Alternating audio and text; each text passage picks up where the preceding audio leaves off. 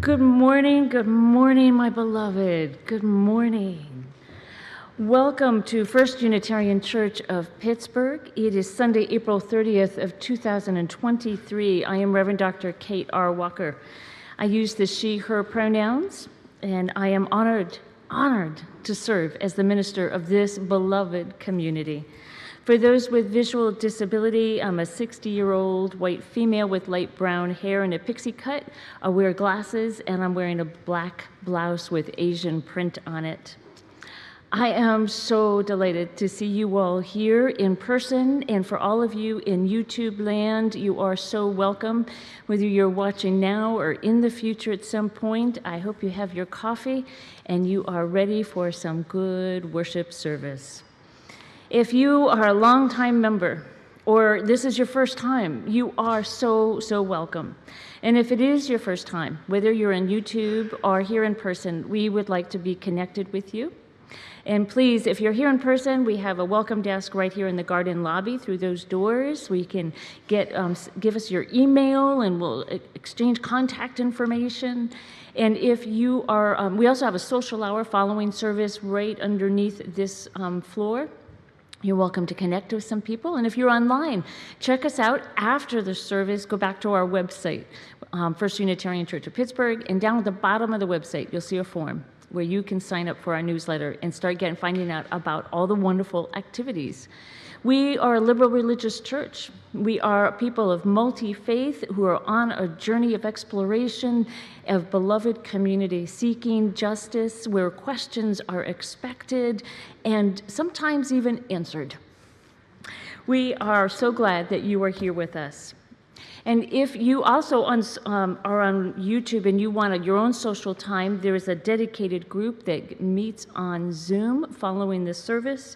You can send an email to First Unitarian Pittsburgh, one word, firstunitarianpittsburgh@gmail.com, and you'll get an auto response with the Zoom link so you can join with some other people in conversation. I am so excited to introduce our speaker today, Dr. Elias Ortega. I've been beefing this up for several weeks now, so it's really delightful to actually have him here in the pulpit. Dr. Ortega is an interdisciplinary scholar who received his master's in divinity and his PhD from Princeton Theological Seminary. He holds a BA in communications, in arts and sciences, and philosophy and religion from Calvin College. And prior to being the president, where he is now at Meadville Lombard Theological School, which is in Chicago, if some of you are wondering if it's in Meadville, Pennsylvania, it used to be. And then this grandchild went on to Chicago.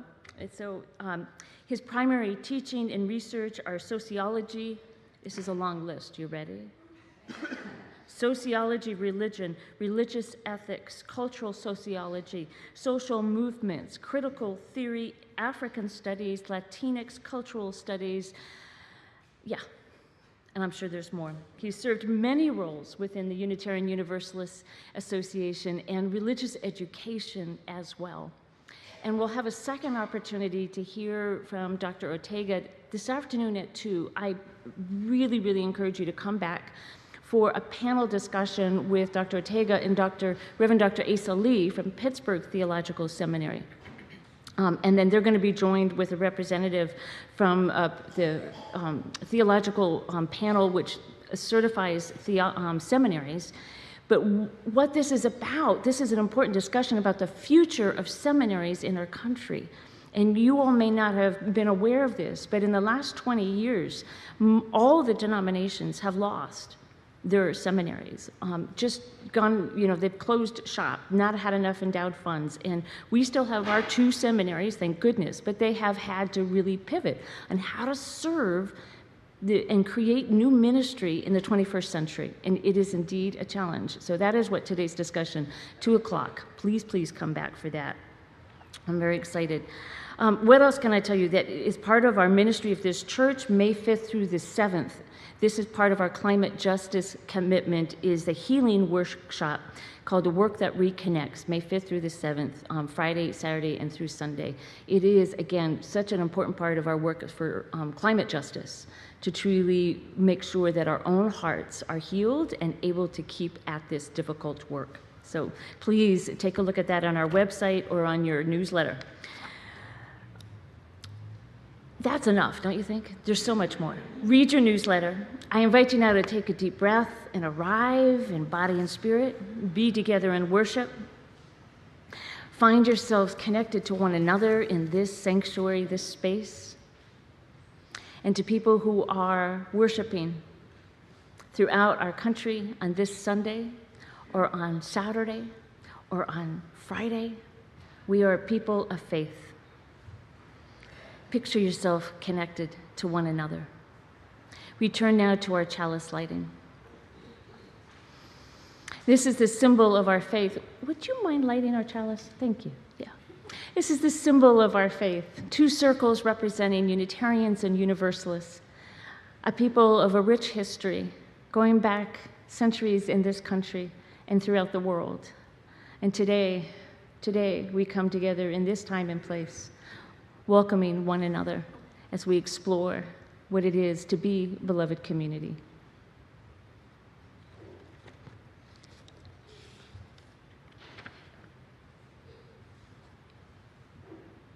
Thank you. I invite you to stand as you're able for opening hymn 121, We'll Build a Land.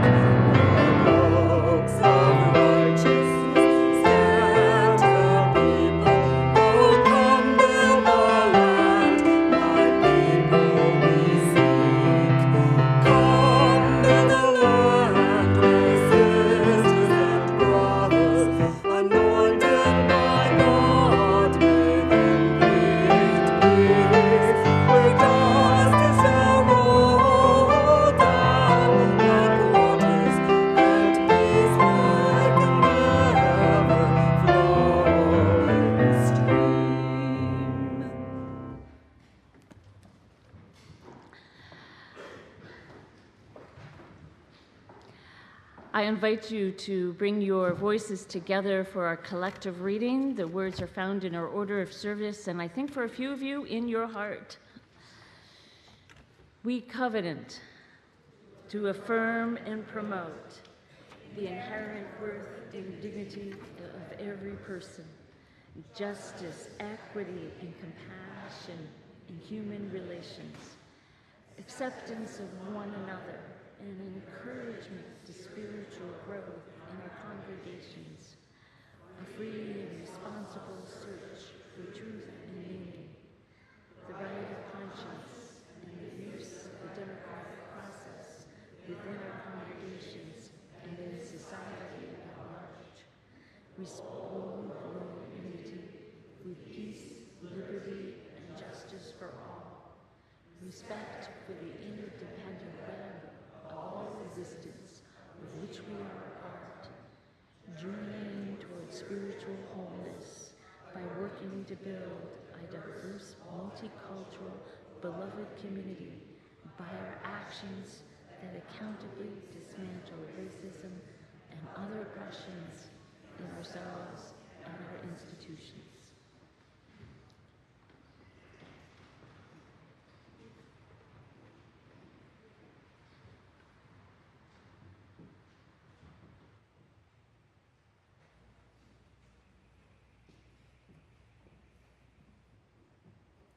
Some of you may find this story familiar, and I hope I do it justice with my adaptation.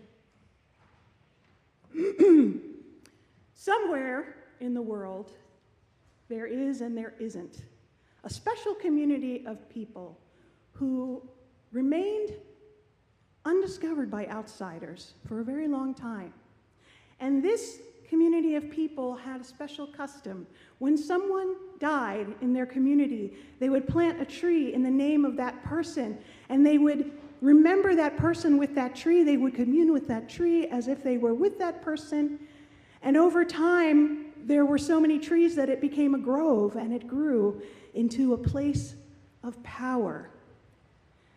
And trouble came on the community one day, and they said, we need wisdom from our elders, but they've all passed. And the leaders said, well, let us go to the place of power. They're there. Let's go and listen. So they went, and they brought offerings, and they did their rituals, and they spoke, and they asked the ancestors in the spirits of the trees for wisdom. And they listened, and they heard an answer. And then they heard in the wind, or perhaps within themselves, the leaves may have fallen, but the roots go back. Generations later, there came a time when that grove fell to industry and devastation, like many of them do. And there were only a few trees left, but mostly it was all full of stumps. And trouble came to the community, and they said, oh, if only we knew how to reach our ancestors like we used to do.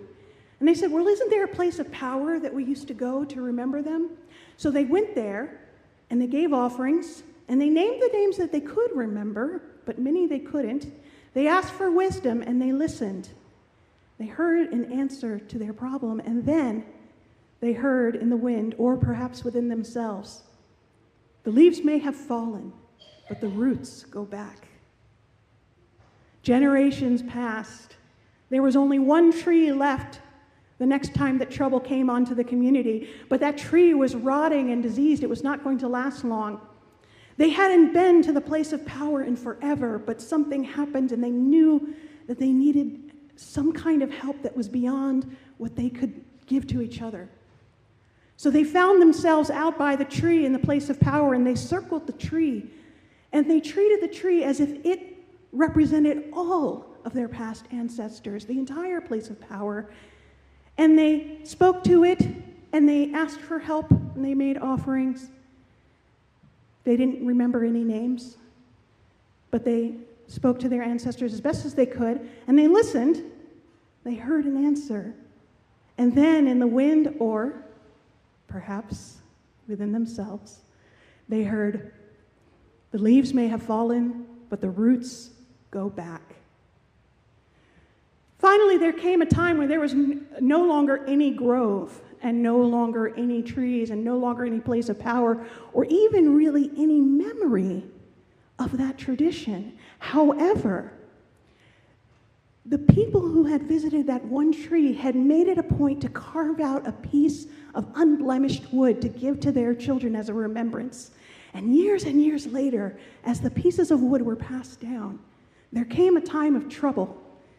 And the community got together and they said, what did we used to do? What did we used to do to solve these problems? Where did we gain wisdom from? Nobody remembered exactly where or how, but they remembered those pieces of woods and they took them out and they said, perhaps this has something that will connect us to the wisdom that we used to gain from our ancestors. And so they prayed from the heart. They spoke to their ancestors, even though they didn't know who they were. And they asked for help, and they listened. And they heard what they needed to hear, and then in the wind, and perhaps within themselves, they heard, the leaves may have fallen, but the roots go back.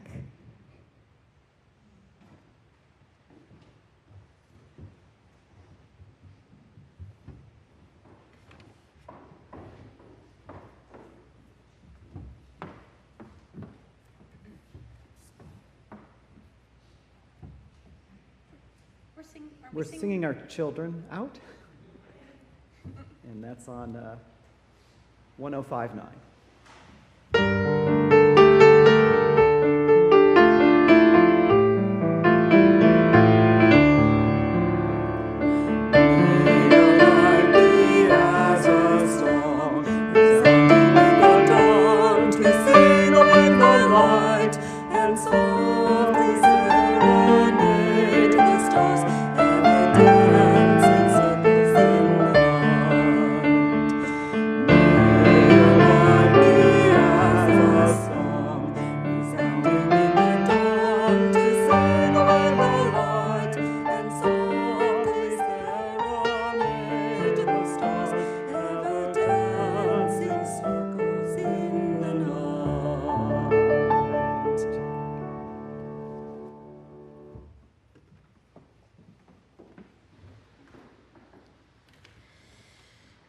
In a moment, I'm going to invite the ushers to come forward for our offering. But I am hearing Erica's story about the ancestors, and the ancestors who built this building, the ancestors who created this church, who showed up in 1820 at a downtown location, and then eventually built this building for that organ, a gift from Carnegie. Those ancestors are here with us, even though their names may not be in our hearts or memories. Thanks to Kathy Parker, we have them in a book. If you have not read her book, I highly recommend it. For those who are new, this is a book about the history of our church that a historian, wrote, and it is a beautiful, beautiful book. And when I think about our ancestors in this building, here with us in their heart and their spirit, I invite your generosity to continue their generosity, not for them, but for our children, because that's who they built it for their children and grandchildren, and here we are, and we continue that generosity. I invite the ushers to come forward. In your generosity, you are free to text the instructions in the book. You can send it airmail. You can drop it off in person. You can give it to one of the ushers. We welcome your donations on our website. We just welcome your generosity. I invite the ushers forward.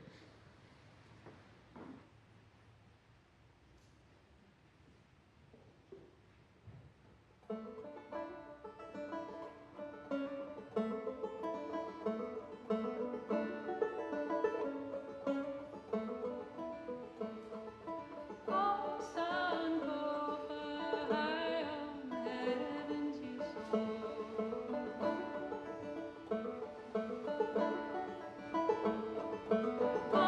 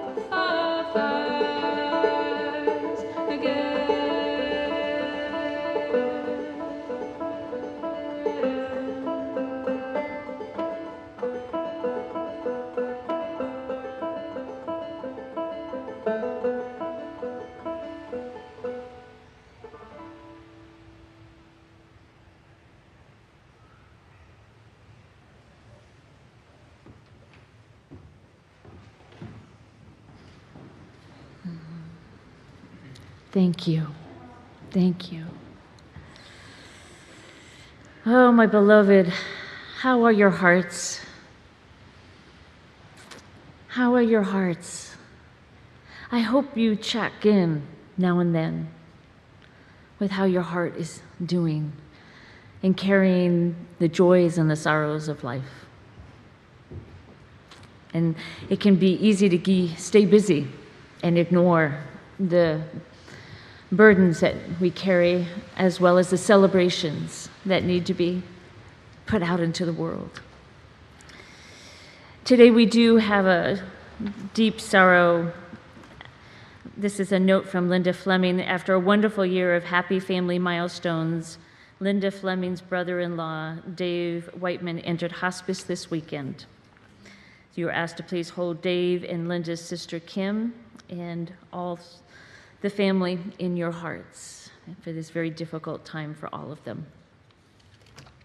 A time of hospice is a time of transition and a gift for the whole family, but particularly for those who are facing their death. Each of you carries burdens and pain and broken hearts. I hope you find mending and solace in this community. Please join me in a moment of personal prayer, of meditation, and silence.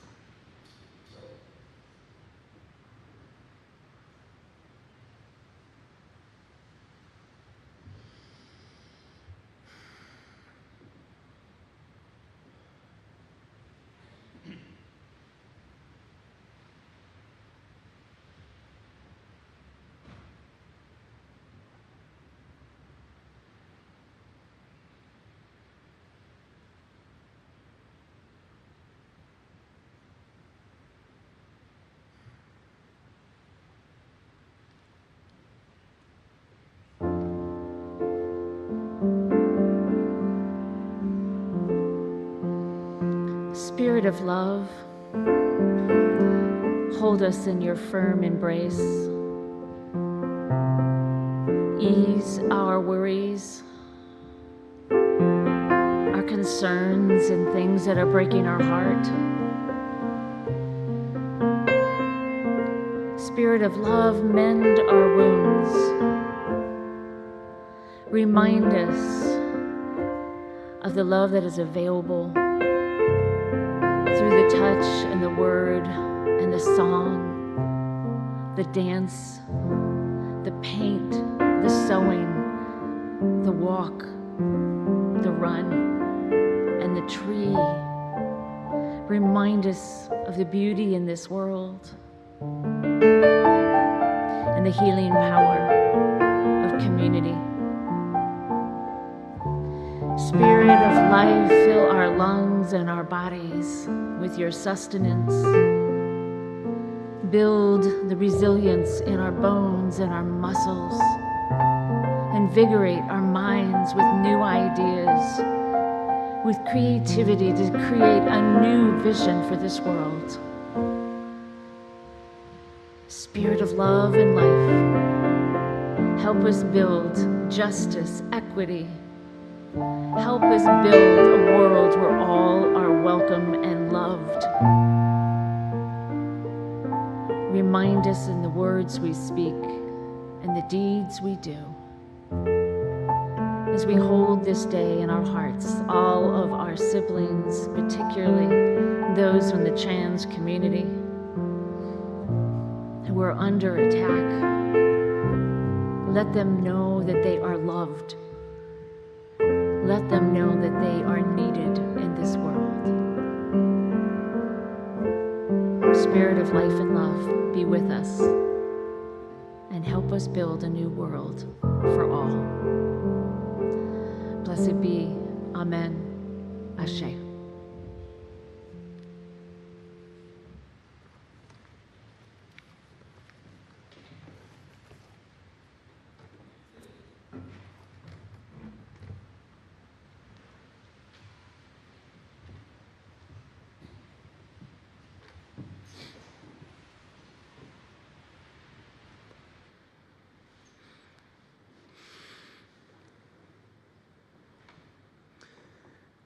The world begins at a kitchen table.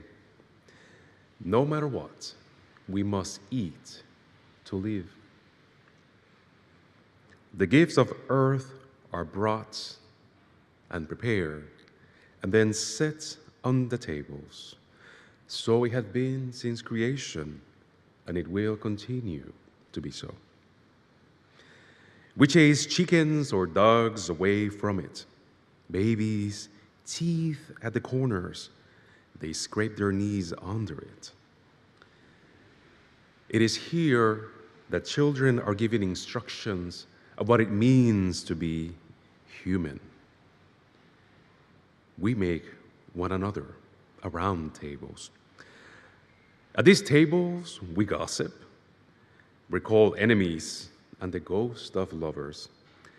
Our dreams drink coffee with us as they put their arms around our children. They laugh with us at our poor falling down selves, and as we put ourselves back together once again at the table. These tables have been a house in the rain, an umbrella in the sun. Wars have begun and ended on this table.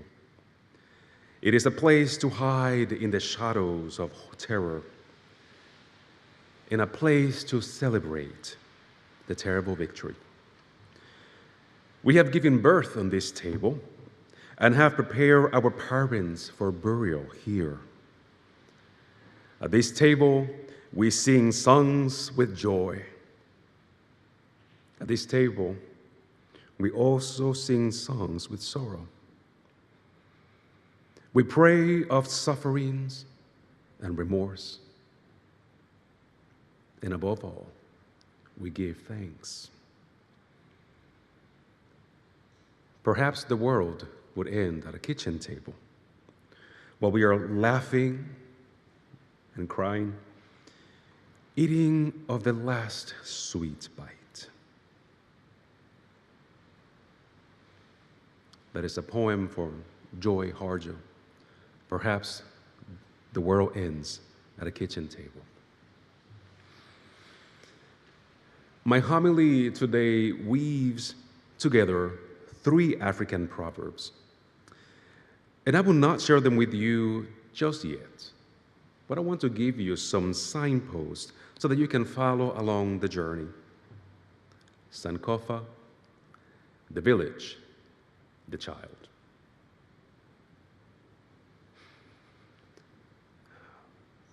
We have collectively experienced the ending of our world many times over the last few years. And I think it is fair to say that we still have not comprehended and integrated the magnitude of what we have collectively been through. To do so will require from us to slow down in a time in which it looks that the world is reopening somehow, in which the world may return to some sense of normalcy, whatever that may look like or feel like in a world of many uncertainties. Over the last few years, we had many conversations around kitchen tables, or perhaps around small card tables, where we played games over and over and over again as we navigate the doldrums of isolation. Many of us make makeshift crannies, safe corners in our places of home or in the offices, spaces that we felt comfortable and safe, spaces where we put together our special blankets, in my case, my knitting bag, some chocolate. We stay in those safe corners looking at the world going through our windows, knowing that we may not be saved out there. Not yet.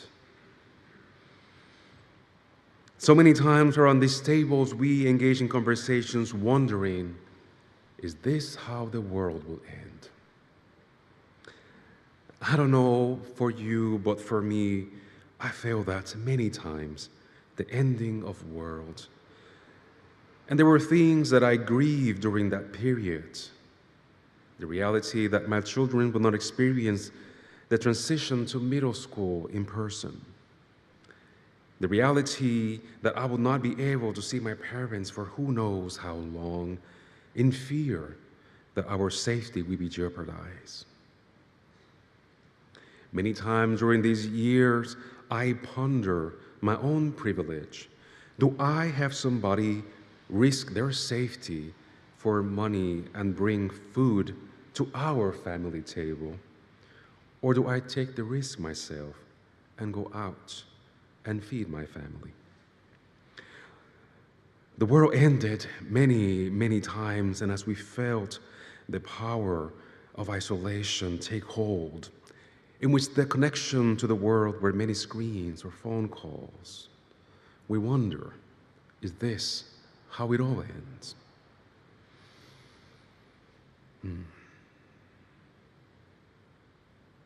It is here for me that Sankofa can offer us some healing. We heard the resonance in Erica's story. The leaves may have fallen, but the roots go back. There is healing power in remembering that. There's healing power in Sankofa, because it is not taboo to go back and get something you have forgotten. It is not taboo to go back and get it and bring it forth. We have forgotten so much over the last few years. I think it is fair to say that many of us forgot what does it feel like to be embraced by others, or a firm handshake. These are simple acts through which we acknowledge each other's presence. And we did so because we were called to caution.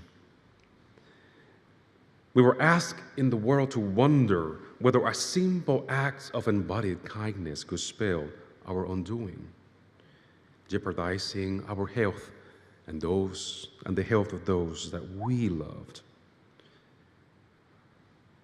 Would the act of hugging be the beginning of the end of our walking in this earth?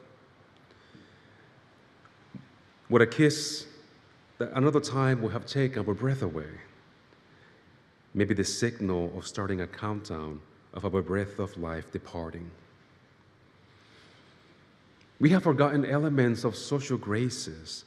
The need to collectively safeguard our well-being has interrupted the way in which we would otherwise interact.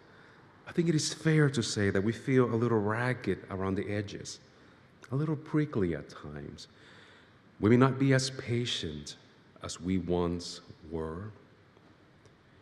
We might be curt, not understanding why. Perhaps we are so saturated by the griefs in our life, by the uncertainty, by the deep fear that we have lived into, that we have let mistrust take roots and bitter the food of our tables. I will say that we have experienced such effects as a bitter end in our world.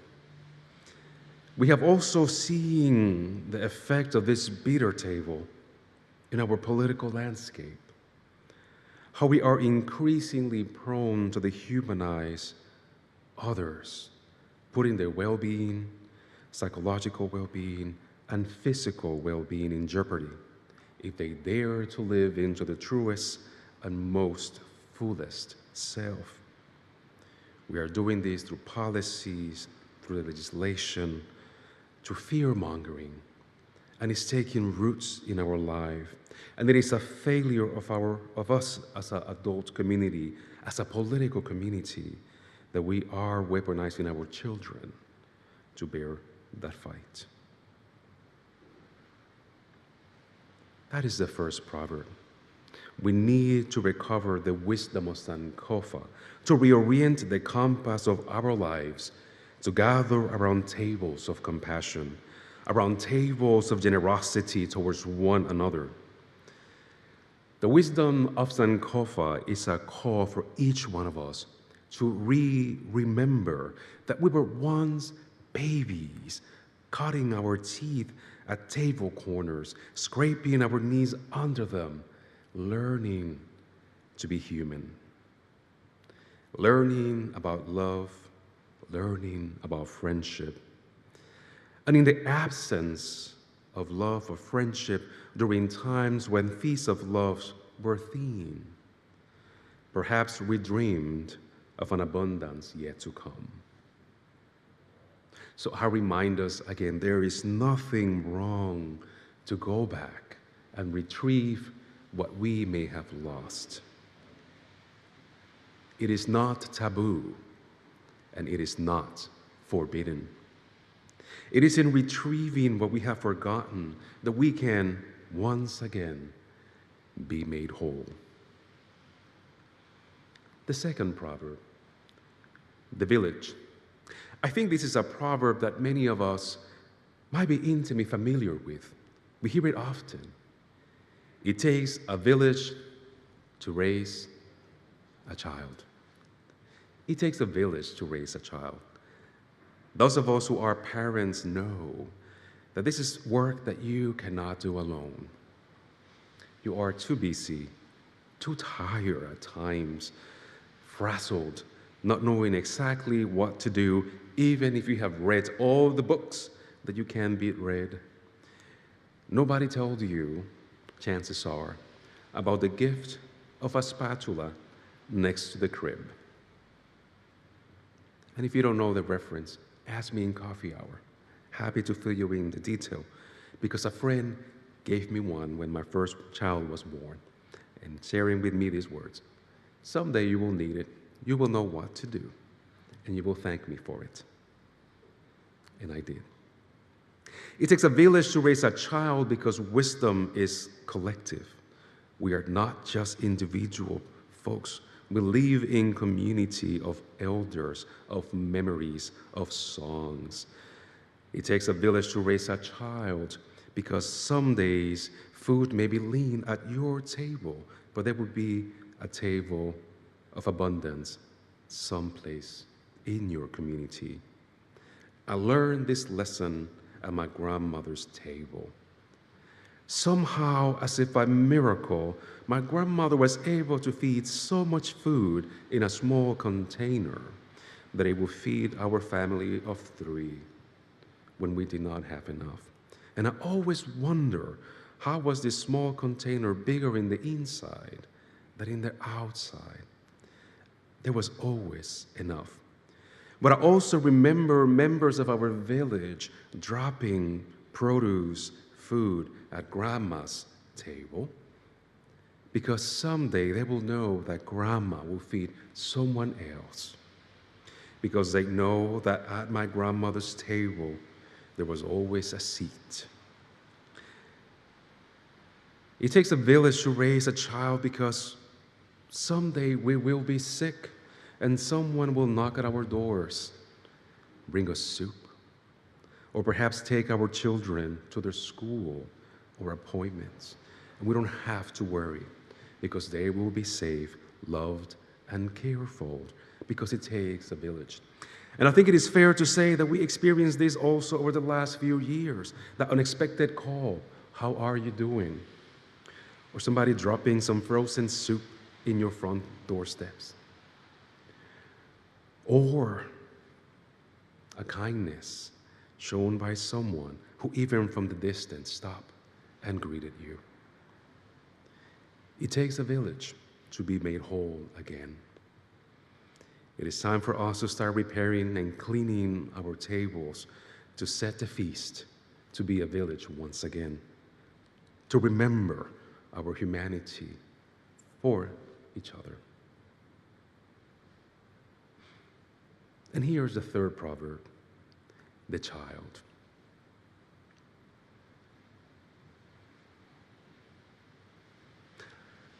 A child who is not embraced by its community, a child who is not embraced by the community may one day burn it down to feel its warmth.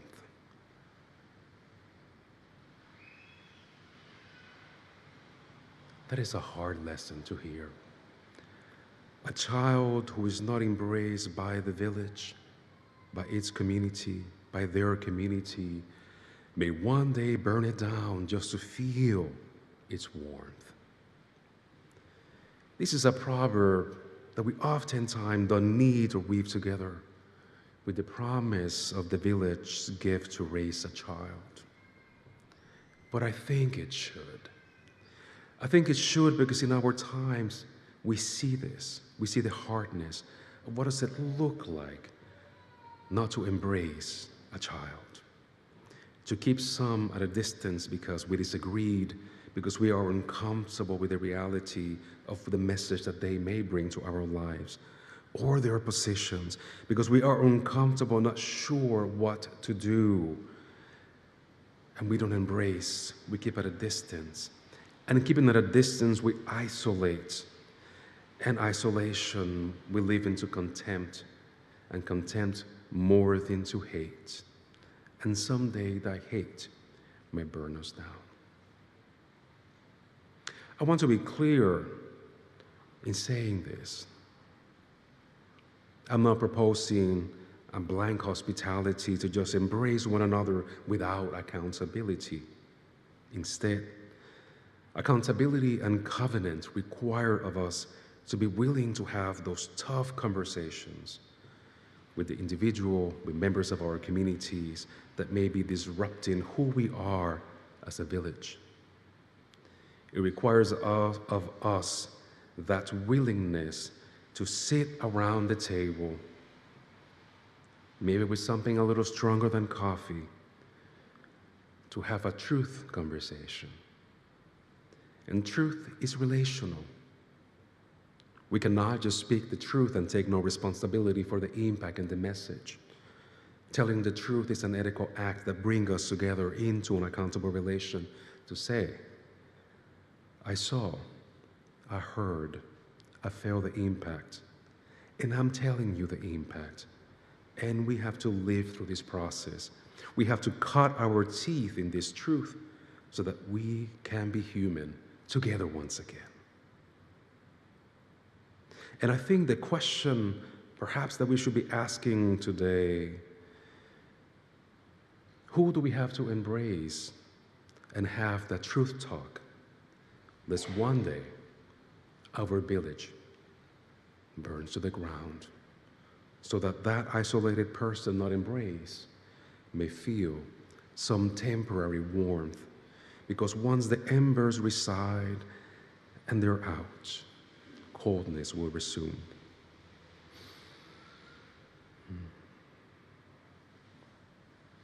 The poet reminds us that around tables, our dreams drink coffee with us as they put their arms around our children. They laugh with us at our poor falling down selves. And yet in these dreams, we can put ourselves together once again around the table. The world may end around the table, but there we will be singing with joy. We will be sharing our sorrows because we can take hope that the world will continue, because there will be a village that even if the leaves have fallen, the roots will go back and deeply remind the wisdom of the past to inform the present so the future will thrive. We may not remember or recall the names, but they will still speak their wisdom to us, and their wisdom will help us thrive. May it be so, and blessed be.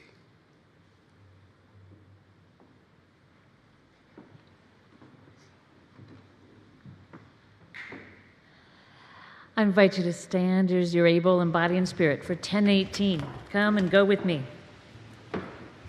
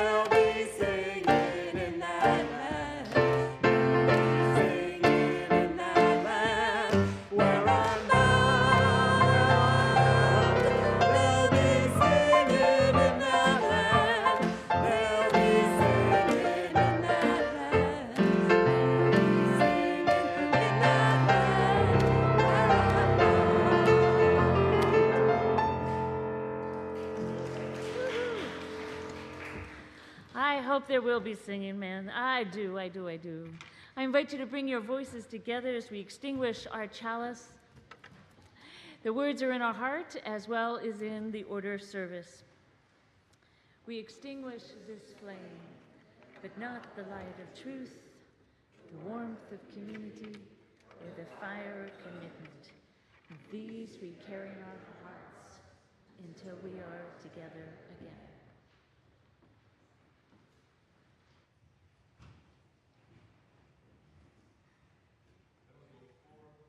Peace and love.